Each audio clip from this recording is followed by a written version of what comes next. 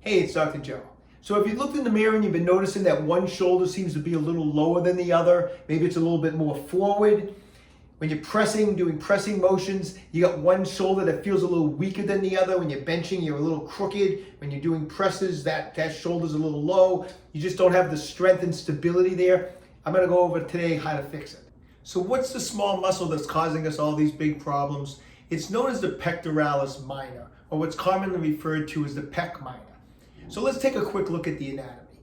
So the pec minor is coming off of the coracoid process of the scapula, or the shoulder blade as it's commonly known, and it attaches into the third, fourth, and fifth ribs. When you contract the pec minor, it brings the shoulder forward and down. So over time, as we beat up on our pec minor and we're beating up on our shoulders in the gym, we can be creating a lot of fascial adhesion in the pec minor, or what's commonly referred to as scar tissue. This is going to tighten up the pec minor. And of course, when you tighten up the pec minor, it is going to create this appearance of the shoulder coming down and forward. And it can basically get stuck in this position. So what can we do to fix it? We need to do a couple different things. So sometimes people will say, well, what you need to do is you need to strengthen the muscles back here to bring the shoulder back. You do, but you're not going to be able to bring that shoulder back if this is all restricted. We actually have to do two things. We have to strengthen the muscles back here to bring that shoulder back, but we also need to do a little myofascial release work on the pec minor to release that adhesion so that the shoulder can go back. So let's go over how to do both of those things. Okay, so let's first do some myofascial release work on the pec minor, okay? Let me show you the techniques that I find works best for releasing a tight pec minor. First thing we always want to do before we do any real deep myofascial release work is we want to generate some blood flow in there, okay? So I find the best thing to do is grab like a handheld massager like this, or you can use your knuckles, and let's just spend a couple minutes generating some blood flow in there. So I'm just going to kind of go over that area of where the pec minor is located, just in all different directions. Try to get the area to look a little, when you're done, it should be a little pink from the blood flow coming into the area. So spend a couple of minutes doing that. Why do we want to do that? Well, we want to get that tissue full of blood in there so that we can go deeper without injuring it, so that it'll be a safer procedure and it actually be much more effective if we have it all warmed up with a bunch of blood flow, okay? Okay, next we're going to do a technique known as a pin and stretch technique. This is the most effective way to release the pec minor.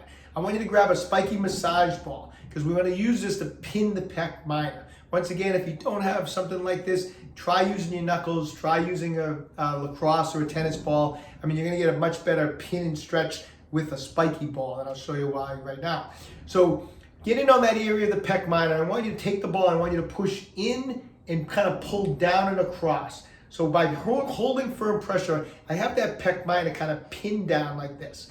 From here, in a nice slow controlled manner, I want you to roll the shoulder up and back and keep that firm pressure.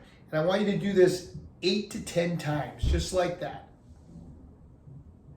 All right, after you do that 8 to 10 times, take it off, shake it out a little bit. If you want, do the opposite side. Nothing wrong with giving a little love to the other pec minor.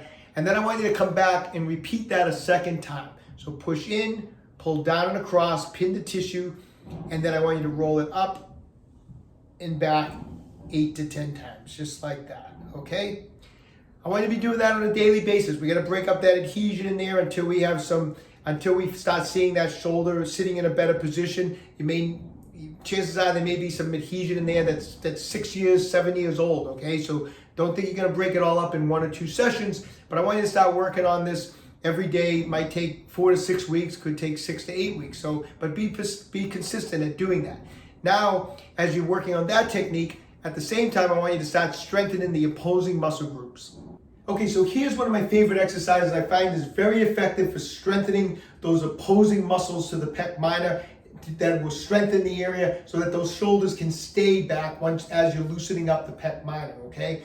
Grab a resistance band, hook it to something secure in front of you. I want you to step back enough so that the shoulder is drawn forward and down a little bit like that, okay? From this position, here's how we're going to do this exercise. I want you to first, before you even bend the elbow, I want you to draw the shoulder and shoulder blade back as far as you can. Squeeze it back and secure it, get into a nice secure position like that. From here, Once you have this shoulder locked in, I want you now to draw the elbow back, keep pulling the shoulder back, and go back as far as you can. When you can't go any further, 2 count, 1001, 1002. On the way back, first straighten the arm, but keep that shoulder pinned back. Once the elbow is straight, now let the shoulder come forward. So that would be 1 rep. And I want you to do it just like that. I don't want you to try to like say, oh, okay, and try to start rushing in. Before you know it, all you're doing is this. I want you to, until you're an expert at this, which might take months and months, I want you to do it exactly the way I'm showing you, in a nice, slow, controlled manner. You'll get more out of it too as you go slow, because you can get more of a burn back here. So once again, shoulder comes back, shoulder blade comes back, lock that into position. Now draw the elbow back. Keep drawing the shoulder back. Again, go as far as you can for a 2 count. Straighten the elbow, and then let the shoulder come forward. Use a resistance. I want you to get a minimum 12 to 15 repetitions for 3 sets. Okay, I hope you find that information helpful. Try to do it every day until you're starting to notice some major changes. And then once you do, you can start cutting back, doing it only 2 or 3 times a week. But initially, I would be doing it every day. When can you do it? You can do it before you work out, after you work out. I generally like to do stuff like that. I'll include it as part of my warm-up, because sometimes you wait till after you work out, you're running late and you want to get out of the gym and you don't end up doing it. So just add it into your warm-up and do it before you work out, all right? Best of luck to everybody. Take control of your own health. Stay young and train hard.